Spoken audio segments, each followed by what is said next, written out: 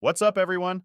Hope you are doing great. And let's start with our first story titled, It Took 4 Years for Karma to Strike.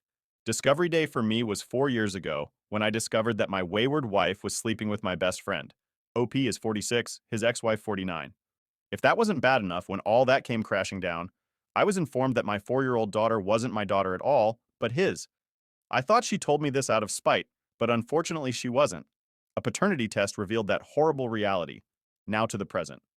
Over the weekend, I was invited to a birthday bash for a mutual friend of mine and my ex. As a musician, my band was asked to play, and I was happy to oblige. As I'm setting up, I scanned the hall and saw my ex's affair partner trying to talk to my fiancé. This irked me because the last time we were at this friend's party, he made a pass at my fiancé without realizing who she was.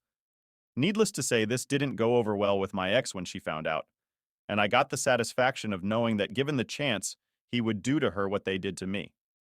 I wasn't sure if he was trying to hit on her again and was about to intervene when my fiancée turned and started walking up to the stage and rolling her eyes. I gave her a thumbs up to see if she was okay, and she gave me one back, so I went back to setting up. Throughout the night, I saw my ex talking to everyone she could and her affair partner lingering somewhere always near my fiancé. When I finished my set, I went outside to see my fiancée sitting on a bench and the affair partner trying to talk to her again. This pissed me off. It wasn't enough to break up my marriage. It seemed he wanted to ruin me a second time, too. I stormed up and asked what the hell was going on, except I was a little more colorful than I am here. And he turned, clamped a hand down on my shoulder, which I knocked off, and he apologized. Took a step back, then told me that I was right about my ex. I wasn't expecting that, and I just stood there in shock as he drunkenly blubbered on about how I was right about everything I warned him about. He loudly told me in front of several of our mutual friends, "She's a freaking psycho," and went on about how he's now stuck with her because of their situation. He turned back to my fiancée and told her that he just wanted her to know that I was a good man. She thanked him, and when he turned back to me, she looked at me and mouthed, "What the hell?" When he left and went back in the hall, we made the decision that that was enough for the night. We tore down and got the hell out of there as fast as we could. On the way home, my fiancée asked me how I felt about that, and to be honest, I'm glad. I'm ecstatic at knowing he got exactly what he deserved. I don't know if she found out what was said or not.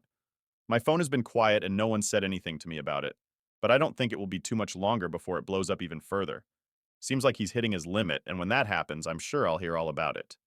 In the comments, someone said to OP, just because he's trying to be honest doesn't mean that you should still regain or even reestablish a friendship with him because he definitely did a major betrayal. OP replied with, I never will. As far as I'm concerned, he destroyed two families, mine and his own. He was married. Telling me I'm right doesn't really do much except stoke my I told you so. I'm glad he's regretting it. I'm glad that he's currently stuck with her and has nowhere to go because of the decisions he foolishly made with her. He can have my old crappy life with her, never being enough, never being able to satisfy her and make her happy, always getting attacked for not meeting her demands. He can have it. They both got what they wanted. They deserve each other. And next, the second story. Am I the a-hole for not wanting to get back with my now ex-wife?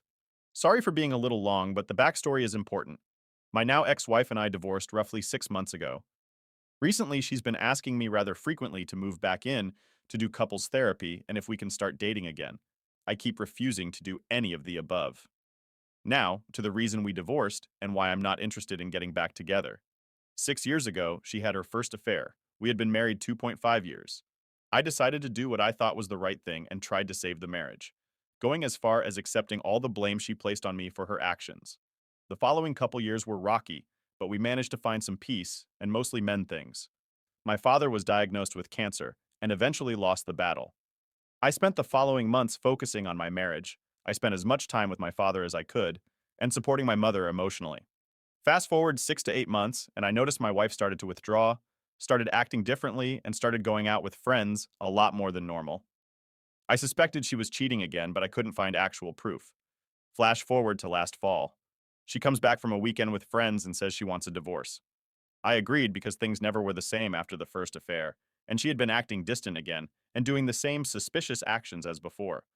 Once we filed and the wheels were in motion, we had a lot of conversations about the previous years, and as suspected, she had been cheating off and on for the last 3 years. This brings us to the present, where I now know most of the truth and refuse to be with a serial cheater. She keeps saying that's not who she is as a person, that I'm giving up on us slash her, and that she regrets everything she's done in the past. It's really messing with me mentally. I feel like an arsehole for putting myself first for once, and I feel like I'm being selfish. I guess I'm just really looking for some unbiased opinions. Am I the a-hole? Now to the edit. I'm going to answer some common questions. Do we have kids? No kids, just a very old dog that's been there the entire relationship. Why haven't I blocked her? Because I was trying to be civil and not completely lose a best friend. I know she doesn't deserve that title after everything she's done. I also still have belongings in the house, and getting a storage unit isn't in the budget right now. Also, all my family and friends live in another state, so keeping stuff there isn't really an option at the moment either. Not even close. You should have booted her out the first time she cheated. And the third and final story of today? Am I the a-hole for becoming indifferent towards my wife after discovering her affair? My wife and I have been together for 8 years, 5 of them married. OP is 30 and his wife 34. Now back to the story. I thought we were the kind of couple that could tell each other any problem. I loved her deeply and always believed she felt the same way about me. Like many couples, we had our ups and downs, but I never thought it could lead to infidelity. 4 months ago, I started noticing changes in her behavior. She was more distant, always glued to the phone and avoiding our conversations. You know the typical thing about a cheating person. Well, one day, I came across a message on her phone that confirmed what I feared the most. She was seeing someone else. It was like a punch in the stomach.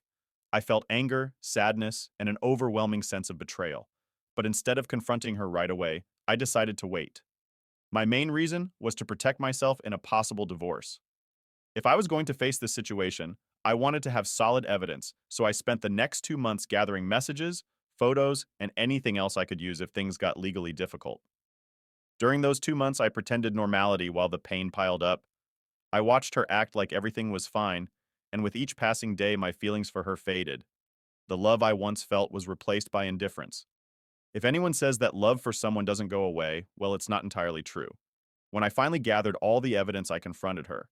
I showed her everything I knew, and although she tried to deny it at first, she finally admitted that she had been having an affair. She said it was a mistake, that she still loved me and that she wanted to work things out. But by then, I didn't feel anything anymore. I didn't scream. I didn't cry. I didn't even get angry. I simply told her that it was okay that we could get a divorce and that we could each move on with our lives. My lack of emotion baffled her. She said my indifference was cold and cruel, and that if I had truly loved her, I should have fought to save our marriage, which was ironic coming from her. But the truth was that I did love her very much. Only after 2 months of living with the betrayal in silence, I just didn't care. Am I wrong for becoming indifferent towards my wife after discovering her affair? She was the one hooking up with strangers for months, and she expects you to save the marriage? Talk about some nerve. And now to the update. Some people told me I should have tried to save the marriage, but the truth is, I don't think I could have. The betrayal felt like a wall that went up between us, and once I saw everything clearly, there was no way to go back to what we had. It's not that I don't want to love or be loved, it's just that the chapter with her is over for me. Does that make me cruel? I don't know, but it's my truth. And the final update after almost 2 months. Hi everyone, for those of you who don't know, I'm the guy whose wife cheated on him with someone else and he became indifferent. I'm doing this mini update because many of you asked me to give one, but I'm lazy today, so don't expect a long one. Well, for starters, the divorce is in progress. The notice was delivered to her at one of her friend's houses, since the house we live in is mine from my mother's side. Moving on to the divorce, she didn't take it well and called me to tell me that she would contest it, that we weren't getting a divorce. I didn't say anything. I just hung up because it bothered me to hear her voice at that moment. I read comments that say, indifference is a way to protect yourself from strong emotions, and they were right. After a couple of days, I started thinking about the time invested in my marriage, and I really got angry. For her, 8 years of relationship was nothing to open her legs to another jerk. For those curious, her lover is someone older, maybe 40 or 47, and he has a wife and kid. I don't care if the idiot has a heart attack or something.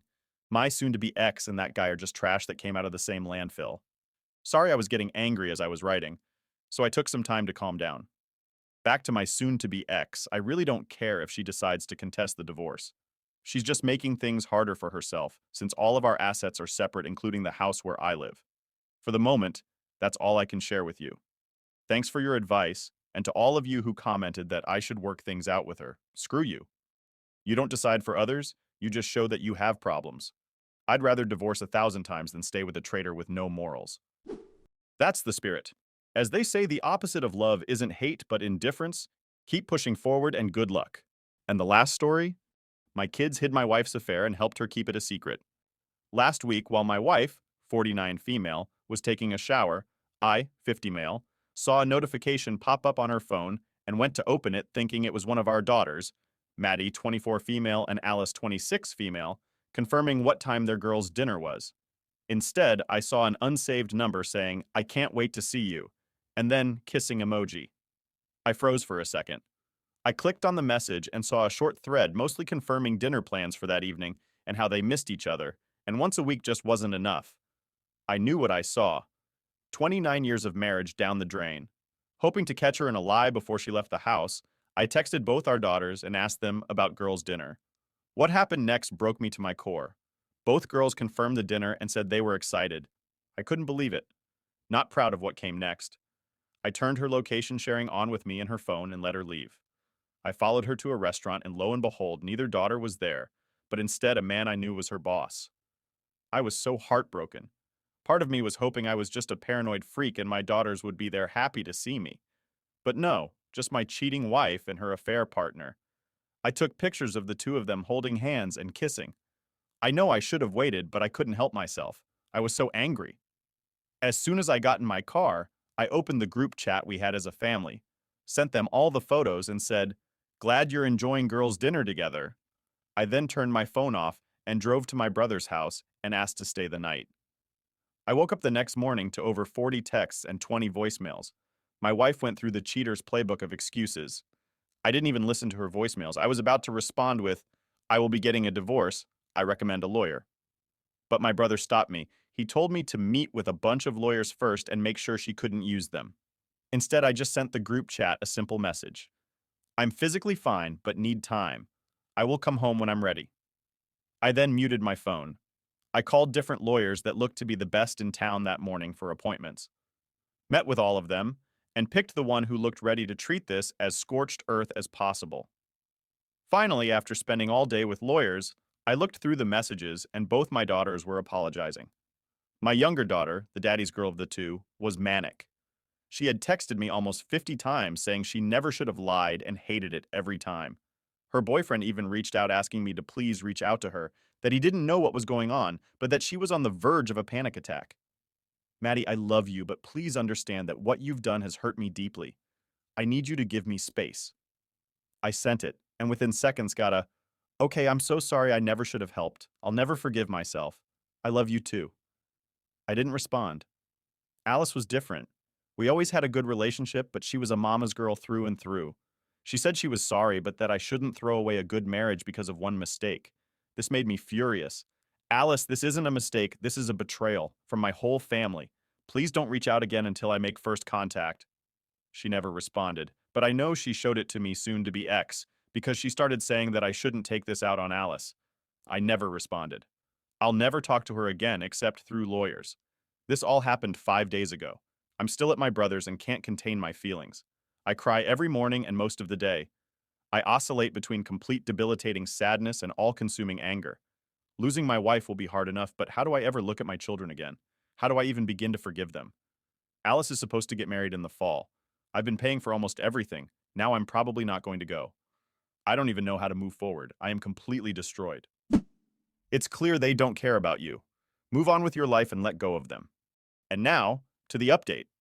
I can't believe it's been a year since my original post.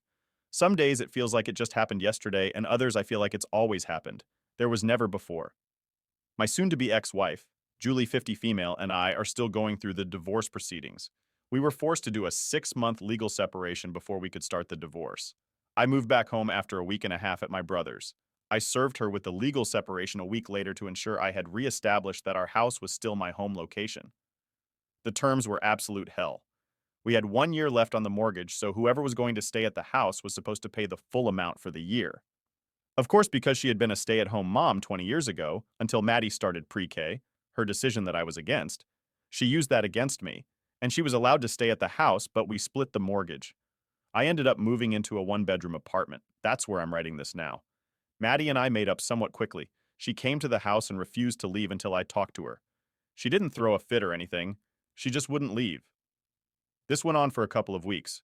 Her boyfriend was annoyed, he kept coming over, and hated the awkwardness, but she would just say in front of Julie and I that she would not return to their apartment until she and I were talking again. At the time, it was really annoying. I hated being there, and Julie and I were fighting over the legal separation.